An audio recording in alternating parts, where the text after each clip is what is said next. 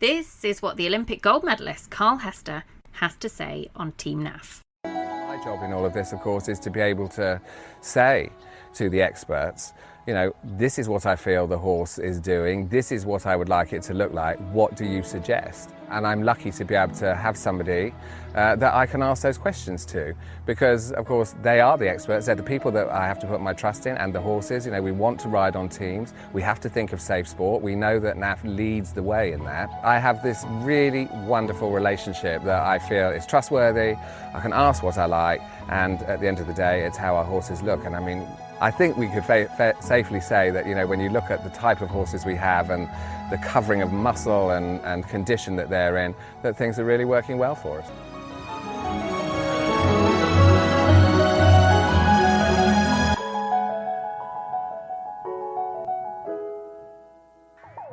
Oh God, it's so exciting. Happy Hail Bob Day. It is a happy Hail Bob Day. Hello, the Curse of Durham. It's the best finishing score we've seen at 5-star level. That was our elo coming into the competition. Eventing manager is back. Best show that we have, Alphabetti Spaghetti. Looking forward to seeing quality horses. Still a great day for Ireland. Thank you very much for coming on the show. I mean, you're a bit of an eventing geek just like us. And it's time to get on with the show. Welcome to the Echo Ratings Eventing podcast. And listeners, we have got a cup of tea show for you because our latest guest is a man who is talking to us off the back of one of the biggest wins, the biggest win of his career. First of all, a big thank you to NAF, our partners in the Cup of Tea series. But let's just dive on in with the show. Welcome, Steve Heel. Hello, thank you for having me. It is very good to have you now. We always start these shows with, what are you drinking? A cup of tea. It had to be a cup of tea. A man after my own heart. Do you have a preferred brand of tea bags? I'm a Yorkshire tea girl, if I'm honest. Yes, that's what I'm drinking. Yeah, I like Yorkshire tea. Excellent. I mean, I'd have only judged you a little bit if you'd have said something else. Anyway, first of all, we're obviously talking a few weeks after that big win at Osberton, which we'll go on to talk about in just a second. But first of all, let's get a bit of background on you, because we've mentioned you a few times on the podcast this year. And we want to find out a little bit more about your setup and your yard and how you've got to this point in your career. So first of all, whereabouts are you based and sort of how many horses have you got in your yard as well? So I'm based just outside Broadway, sort of Wolds, not far from Cheltenham. Few horses out on holiday at the moment, but I've got about 6-ish, give or take some schooling liveries and breaking liveries, but I could do with a few more really. So it's a bit quiet at the moment. There you go, listeners. Nice little plug. So how did you get into eventing? What's your background? So I did a bit of pony club when I was younger, a bit of hunting, and then did a bit of sort of unaffiliated eventing, went from college straight to work for Oliver Townend for a season, and then that just sort of sparked it and went from there really. I had a great year working there for Oliver, riding some lovely horses at home, and I took a horse with me to compete as well, and then it just sort of went from there really. I imagine that was an unbelievably valuable experience. So what sort of era are we talking about in terms of being based with Oliver? What kind of... So I was there for the 2012 season. Okay. So quite an exciting year for eventing as a whole, I suppose, with the Olympics in London. And Oliver had, a few horses at what was 4-star then, now 5-star level. So we had always plenty to do. The lorry was rarely at the yard. I was going to say, it was quite an eye-opener. That's just extraordinary, because that would have also been in, he's perhaps changed how many horses he rides in the last couple of seasons, and not as many, but that would have been very, very much, he was riding a lot of horses all of the time. I think in total, there was 41 stables and they were always full. So on average, there was probably 30 late 30s horses being worked every day, so it was pretty intense, but a very good sort of foundation learning curve for me to go on from. Yeah, I can imagine. I imagine you learned a lot, and it would have been a real insight into a top level yard at sort of, that sheer volume. It takes a massive amount of organisation, a massive amount of sort of planning, and that side of things as well. Yeah, definitely. Yeah.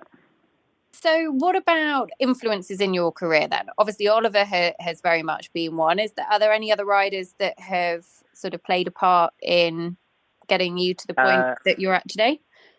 Yeah, so I did a season at Oliver's and then came home for the winter, just got a job at a livery yard over the winter, just working away. I had a couple of horses at home to sell, and then I started working for Alex Bragg in, I think it was the April-May time of the following year. I did 3 seasons with them, and they were lovely. Had a great time there. Yeah, just a really, really fun yard. So he obviously would have had a big influence after Oliver, and then I went from there to Alexander Hewell and did sort of 18 months there, just getting a few more sort of tools in the box, and yeah, just always learning, always seeing different people's ways of doing things, and right from backing 3-year-olds to what they did with the advanced horses and management and stuff on the yard. And then I set up for the first sort of on my own from Alex's for the first time. And then, just sort of went from there. That wasn't in Broadway. That was at a yard a bit more local to Alex's. Okay, cool. And then that's led you to where you are now. Yeah, exactly. I did. The first yard I set up on was a sort of a point-to-point yard. A lovely lady called Louise Cabell. She offered me a block of stables, and I used to ride out for her in the mornings on the gallops, or schooling the race horses, and then would do my horses in the afternoon.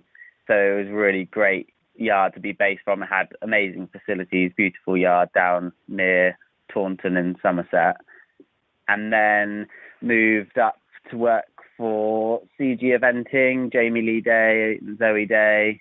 They offered me some stables at their yard, which was a bit closer to home, literally 5 minutes from home, and had a great couple of years working for them, buying and producing and selling some really, really lovely young horses.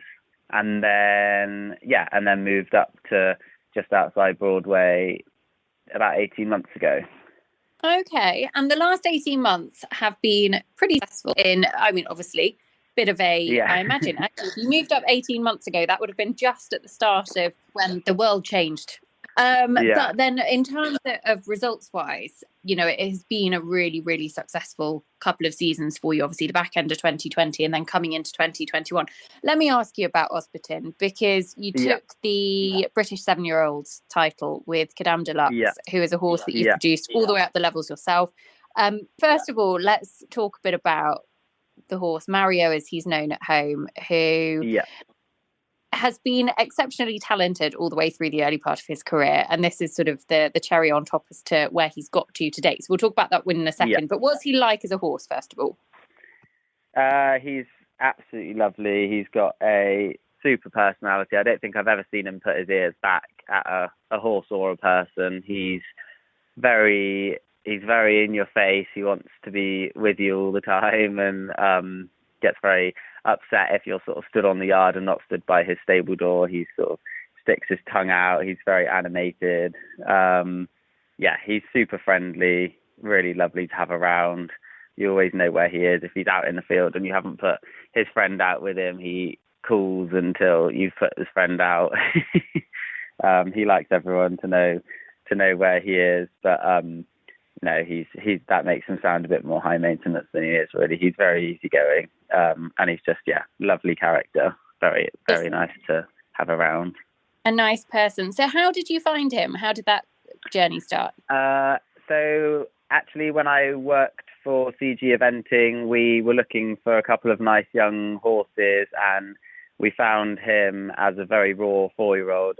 He hadn't been long backed. And we went to try him, and then yeah, his presence, he wasn't the easiest for the trial, but you just couldn't sort of ignore the way he looked and the raw talent that was there. So CG Eventing bought him for me to produce, and then got him sort of going over the winter, and then he just came out on super form as a 5-year-old. I think he won his first event at, I think it was Portman or something, and then yeah, he just had a fantastic year. I don't think he was rarely out of the top 3, and certainly never out of the top 10. A few wins at 100. He won his 5-year-old qualifier. He was second in a Burley Young Event horse class. Yeah, he just sort of oozed sort of presence, and he's quite hard to miss anyway. He's big chestnut with 4 big white socks and a white face, so he sort of stands out anyway. And yeah, he's just got a lot of movement, lots of jumps, and you sort of can't really miss him.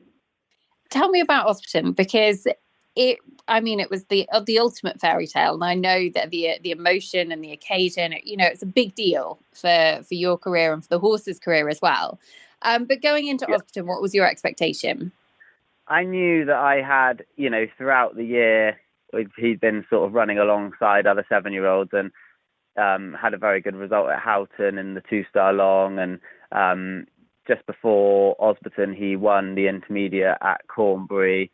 So I knew what I was sat on. I know that he's very talented, not even in a biased way, just from an outsider's point of view. He's very special to me, but also, obviously talented. And I never would have, thought I'm going to go and win Osberton, because, 3/4 of the people that were at Osberton probably had no idea who I was. And he's on great form. It was really sad not to have his owner that owns him with me, Gemma Bukowski. She's expecting a baby next month, so she wasn't able to come. But yeah, we sort of had great hopes for him, and we really got the dressage on point. He's an amazing mover, and his scores have sort of come to that this year. I train with Ian Woodhead on the flat, and he's just sort of completely changed the way. He's a magician. A magician. Yeah.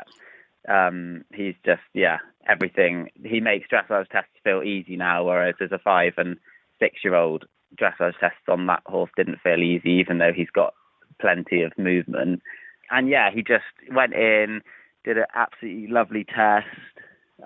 Didn't think I'd be in the lead, but I thought, it'd be nice to be sort of top 5, top 10 after that. So then it was already a bit emotional seeing my name above all the top pros and stuff after the dressage. And then, cross country, he was amazing. He is a super cross country horse anyway. It's taken him a bit of time to sort of understand to go fast. He's got a massive stride, so he's a bit confused when you really open him out, but then you quickly need to squash him up. He's a bit like, well, what are we doing? I thought we were going fast, sort of thing. So we've had a few unruly runs in the lead up to Osberton. But yeah, he was super. We just had a bit of a sticky moment at the water where I nearly came out the side door, and then my stirrup got stuck over the back of my saddle. So it took me a little while to get that back. So that's probably where we lost our second, which pushed us down a place behind Kitty. And then, trotted up really well. Straight away, he just looked great afterwards. In the morning, he trotted up super, and then didn't have the nicest weather, bless him, on the Saturday. He wouldn't be a massive fan of, he's quite a careful jumper, so he wouldn't be a massive fan of jumping out of mud, because it sort of makes his job obviously a lot harder. And then, I've never really been in a position to go into the show jumping in second like that. And obviously it was in reverse order, so it was all quite tense. The warm-up was very quiet, and everyone was just sort of doing their own thing. And he was amazing. Went in, jumped a flawless clear round, made it feel very easy.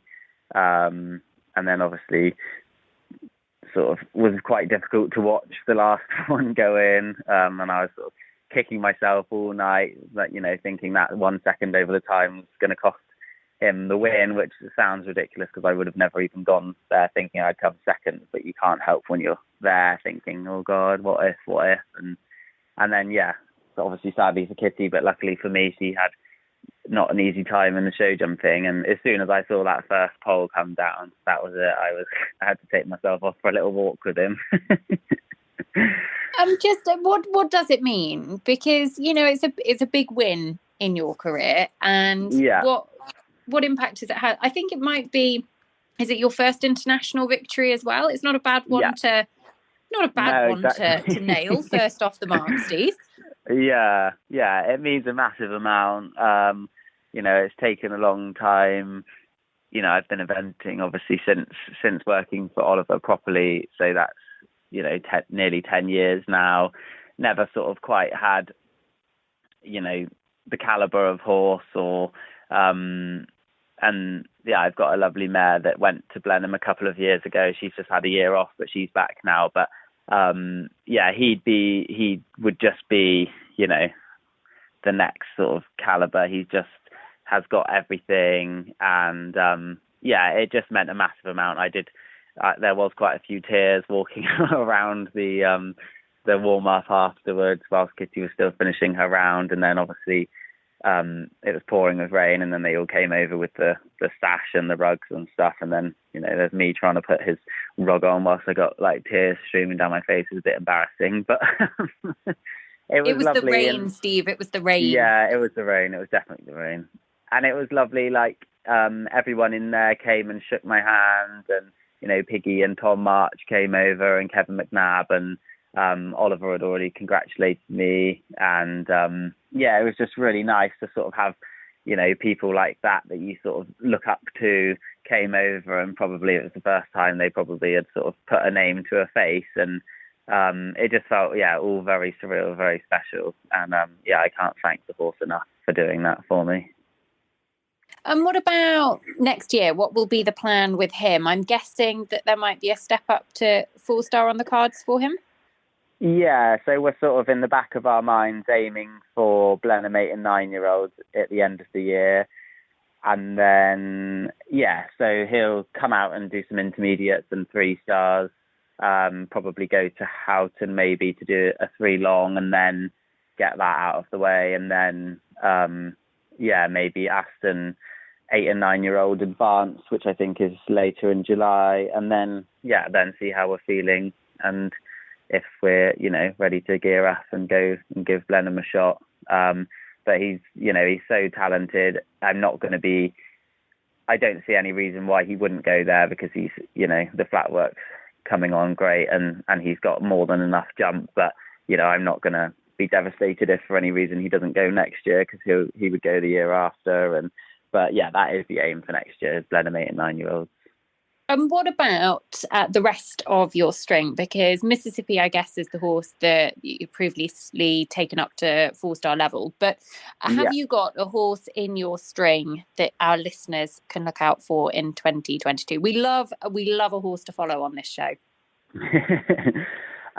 So I've got a lovely grey mare, as well as Mississippi, who will be back next year. I have a lovely grey mare called, her stable name's Holly, competition name is Hagonda.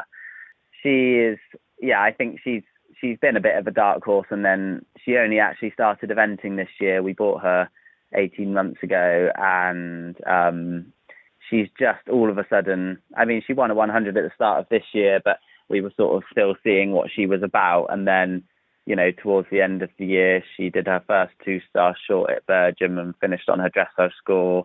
Then she won Wellington Novice on her dressage score, and then finished Cornbury on her dressage score in the top 10 as well. So she just all of a sudden really rose to the occasion at the end of the year, and I feel very excited about her, actually. She's a nice mover. She will do a really nice test once we she just needs a little bit more ring practice, and she's a lovely jumper. She's very careful, and she's very fast cross country, very straight, very brave, especially for sort of a careful mare. She really sort of knuckles down and gets on with it. So I'm looking forward to her next year stepping up to intermediate quite early on, and see what we've got with her. So she would probably be my one to watch out of her. Exciting. And actually, I know that a few of our listeners in the Discord group are members of the Holly Hub Syndicate who help support her as well. So they are obviously massively excited about her journey. And everybody else in the Discord group, by sort of association, therefore, are massive supporters of Hogonda as well. So that's really exciting. Steve, thank you so much. It has been an incredible finish to the year for you, and we'll look forward to following your progress in 2022. But thank you very much for coming on the show and for having a good old cup of Yorkshire tea with me. No problem. Thank you for having me, and nice to chat to you, and enjoy the tea. Always. It doesn't last long. Listeners, we hope you enjoyed this very special episode of A Cup of Tea. Don't forget, if you have any requests of people that you would like to hear from on this show, then by all means, send us a message, follow us on social media at Eventing Podcast, and we will do our best to make it happen. But for now, a big thank you to Steve, to Naf, and that is all we've got time for now. We'll be back very soon with more. Thank you for listening to the Echo Ratings Eventing Podcast. Have a wonderful day, everybody, and I look forward to having you back with us soon. Don't forget to follow us on Facebook and Instagram for more. Listeners, we'll speak to you again soon.